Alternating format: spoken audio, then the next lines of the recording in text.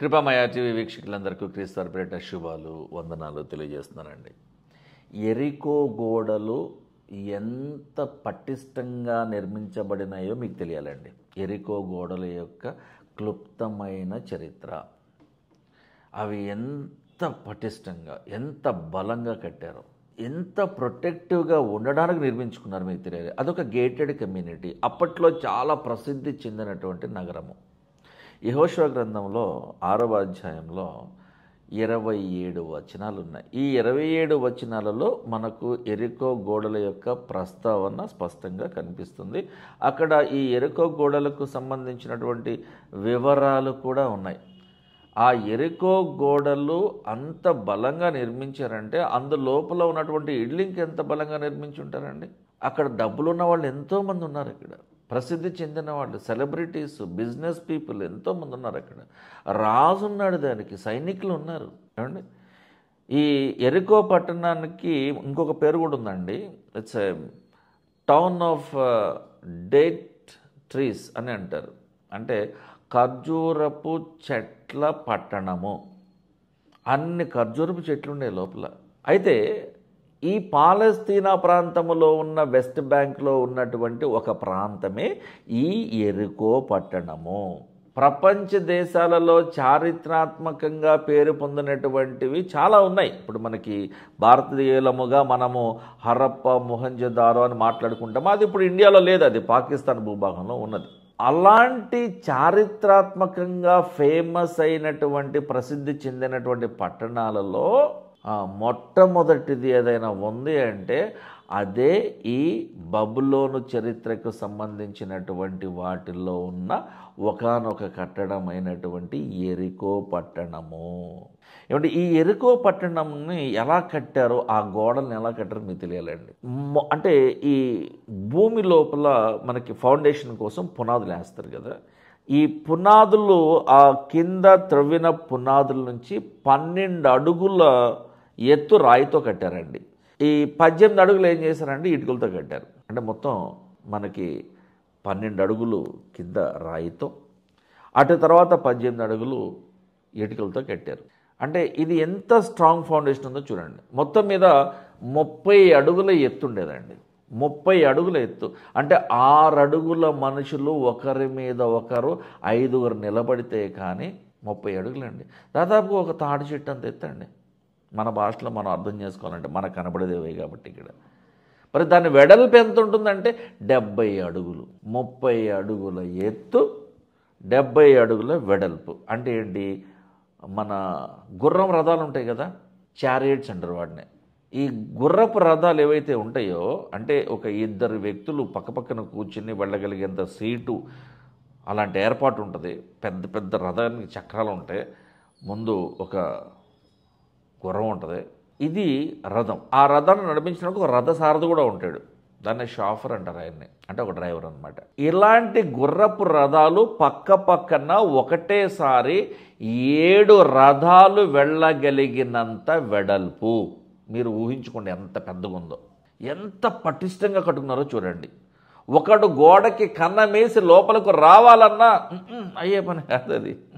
ఎందుకంటే అది 70 అడుగుల వెడల్పు. అది పొడుగు కంటే వెడల్పు ఎంత పెద్దగా ఉందో చూడండి. అంటే దాని చుట్టూ పహారా కాస్తూ ఉండేవాళ్ళు, పాట్రోలింగ్ పోలీస్ అంటారు చూడండి, అలాగే ఎప్పుడూ పహారా కాస్తూ ఉండేవాళ్ళు. ఆ పట్టణం ఎంత పెద్దదంటే మీరు అనుకున్నంత చిన్నది కాదండి అది. 350 వాచ్ టవర్స్ ఉండేవి దానికి. వాచ్ టవర్స్ అంటే పోస్టులు అనమాట, చెక్ పోస్టులు. ఇప్పుడు హైదరాబాద్కి చార్మినార్ అనేది ఒక చెక్ పోస్ట్. ఎవరైనా హైదరాబాదులో ఉన్నటువంటి ఆ రాజుగారి మీద అటాక్ చేయాలంటే హైదరాబాద్ చుట్టుపక్కల ఉన్నటువంటి ఎత్తైన ఆ కొండలన్నీ ఎక్కి కిందకి దిగాలి. వాడు అటుపక్కన ఉన్నటువంటి ఆ లోయెస్ట్ హైట్ నుంచి హయ్యెస్ట్ హైట్కి వచ్చినప్పుడు అలా కొండ మీద కనబడతాడు. వాడు ఆ కొండ మీద నుంచి గుర్రాలతోనే కిందకి దిగి ఈ రాజుగారి కోట దగ్గరికి వచ్చేటువంటి ఈ సమయం ఉంటుంది కదా. ఈ సమయంలో ఇక్కడ ఉన్నటువంటి సైనికులు అలర్ట్ అయిపోయేవారు, రాజుగారు అలర్ట్ అయిపోయేవాడు. కాబట్టి ఎవరెవరు వస్తున్నారు అనేటువంటి ఆ విషయాన్ని గురించి సమాచారం ఎప్పటికప్పుడు ఇవ్వడానికి వాచ్ టవర్గా ఉన్నదే చార్మినార్. మినార్ అంటే స్తంభము, చార్ అంటే 4 స్తంభాల మధ్యన ఉన్నటువంటి ఒక కట్టడము. మీరు ఎక్కి చూడండి, ఎప్పుడైనా హైదరాబాద్కు వెళ్ళినప్పుడు చూడండి, చాలా పెద్ద పెద్ద మెట్లు ఉంటాయి. ఎందుకంటే అప్పట్లో పనిచేసిన సైనికులు ఒక్కొక్కరు 6.5 అడుగులంటే పొట్టోళ్ళు అన్నట్టు. మినిమం లీస్ట్ 6.2 ఉండేవాళ్ళు. 6.2 అంటే పొట్టోడాడు. అసలు నేను ఇప్పుడు ఆ లెక్కన మరుగుజ్జును లాంటి అనమాట. నేను 5.6 ఉన్నా. 7 అడుగులు 5 అంగుళాలు అలా ఉండేవాళ్ళు. కాబట్టి వాళ్ళ కాళ్ళు పొడుగ్గా ఉండేవి కాబట్టి ఆ మెట్లు వాళ్ళకి దిగడానికి ఎక్కడానికి అనువుగా ఉండేలాగా కట్టారు. అందుకనే ఒక మెట్టు చాలా డిఫరెన్స్ ఉంటుంది. ఒక మెట్టు ఇక్కడ ఉంటే ఒక మెట్టు ఇక్కడ ఉంటుంది కదండి, ఇంతే ఉంటుంది కదా, అంటే ఒక ½ ఫీట్ డిస్టెన్స్ ఉంటుంది అనుకుందాం జనరల్గా, రెగ్యులర్గా. కానీ అవి 4 ఫీట్ 3 ఫీట్ అలా ఉంటాయండి.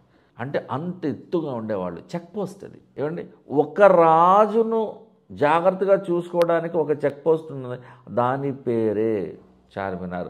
మరి ఎరికో పట్టణానికి 350 చార్మినార్లు, 350 చెక్ పోస్టులు, 350 వాచ్ టవర్లు ఉండేవి. ఒక్కొక్క వాచ్ టవర్ ఎంత ఉండేది తెలుసా? 75 అడుగులు ఎత్తు ఉండేది. 75 అడుగులు ఎత్తు. గోడలు ఎత్తు ఎంత? 30 అడుగులే. వెడల్పు ఎంత? 70 అడుగులు. వాచ్ టవర్స్ హైటు గోడ కంటే ఎక్కువ, డబల్ కంటే ఎక్కువ. గోడ హైటు 30 అడుగులు, కానీ దాని వాచ్ టవర్ హైట్ మాత్రము 75 అడుగులు. అక్కడి నుంచి చూసేవాళ్ళు. ఇకపోతే ఈ ఎరికో పట్టణము చుట్టూ ఎంత ఓపెన్ స్పేస్ ఉంటుందో తెలుసా అండి? 5 కిలోమీటర్లంత రేడియస్లో ఎవడ ఉండేవాడు కదండి. ఓపెన్ ల్యాండ్ అంతే. ఇంకేం అడ్డం ఉండదు వాళ్ళకి, ఏది ఇబ్బందిగా ఉండదు. ఎవడు పడితే వాడు అక్కడికి వచ్చేసి వాడు మళ్ళీ వీళ్ళ మీద యుద్ధాలు చేసేసి అసలు ఎవడు కనపడద్దు. 5 కిలోమీటర్ల చుట్టూ ఉన్న విస్తరణ ఎవడో కనపడకుండా చేసుకున్నాడు. అంత పటిష్టమైన బలమైన ఎత్తైన గోడలు కలిగిన, వెడల్పైన గోడలు కలిగిన ఆ ఎరికో పట్టణాన్ని దేవుడు రెజొనాన్స్ అనే ఒక ఫిజిక్స్ కాన్సెప్ట్ వాడు పడేసారండి. రెజొనాన్స్ అంటే ప్రతిధ్వని, పల్స్ థియరీ అని ఉంటుంది. మీరు గూగుల్ చేయండి ఒకసారి. ఇది ఫిజిక్స్లో ఒక ఇంపార్టెంట్ సబ్జెక్ట్ అనమాట. ఒక భూకంపాన్ని మనుషుల కాలి నడక ద్వారా సృష్టించి వారికి ఫిజిక్స్ క్లాస్ చెప్పాడు దేవుడు. లిటరలీ ఫిజిక్స్ క్లాస్ చెప్పాడు. ఎంత జరిగిందండి. ఎన్నో సంవత్సరాలు కలిసి కట్టుకున్నారు ఆ గోడల్ని, ఆ పట్టణాన్ని. ఎన్నో సంవత్సరాలు పట్టింది అక్కడ ఖర్జూరపు చెట్లు పెంచుకోవడానికి, వాటి కాయలు తినడానికి. అన్ని సంవత్సరాల వాళ్ళ కష్టం అంతా కూడా 7 రోజులలో సిటీ మొత్తం పతనమైపోయేలాగా దేవుడు ప్రణాళిక రచించారండి. ఎందుకంటే వాళ్ళందరూ కూడా అన్య దేవతల్ని ఆరాధిస్తున్నారు, చేయకూడని తప్పులు చేస్తున్నారు, సొదొమ గొమొర్రా లాంటి తప్పులు చేస్తున్నారు. అప్పుడు బాబెలు టవర్ ఆ రోజున అలా జరిగింది. అటు తర్వాత సొదొమ గొమొర్రాలో అలా జరిగింది. అటు తర్వాత ఎరికో పట్టణపు నివాసులు ఎవరైతే వెళ్ళదు ఎలా జరిగింది. అటు తర్వాత నీనెవే అనే పట్టణానికి కూడా ఒక ప్రవక్తను పంపిస్తాడు దేవుడు.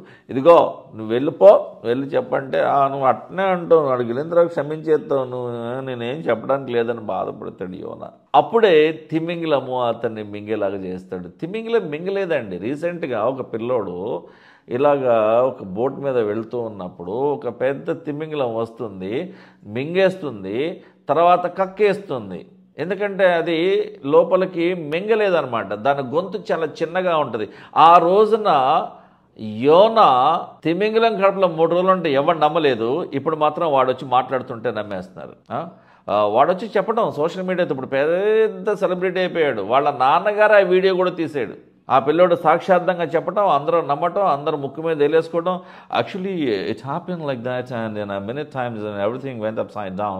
Probably I didn't know, I couldn't breathe for a few seconds and I don't know, luckily just I was literally out of the whale's mouth and so I came back to life.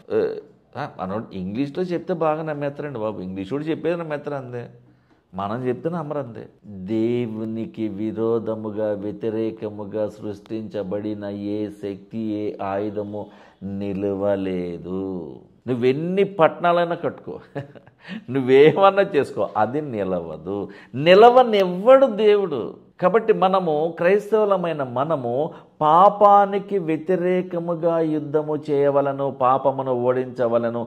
మనము యుద్ధ సన్నద్ధులమై విశ్వాసం అనే డాలు పట్టుకొని, దేవుని ఆత్మ అనే వస్త్రాన్ని ధరించుకుని, ప్రార్థన అనే విశ్వాసంతో ముందుకెళ్ళి సాతానును ఓడించి పరలోకానికి మనం వెళ్ళే ప్రయత్నమై టికెట్ కొనుక్కోవాలి మిత్రులారా. ఇది జరగాలి. పాపము అనే నీ ఎరికో గోడల్ని దేవుడు పడగొట్టునుగాక. చిన్న ప్రార్థన కొరకే తలలో వచ్చిందాం. పరలోకమందున్న మా తండ్రి, మా ప్రార్థన ఆలకించండి ప్రభువా. నీకు విరోధముగా పాపము చేసి ఎవరు నిలువలేక నశించిపోయిన సందర్భాలే ఉన్నాయి ప్రభువా.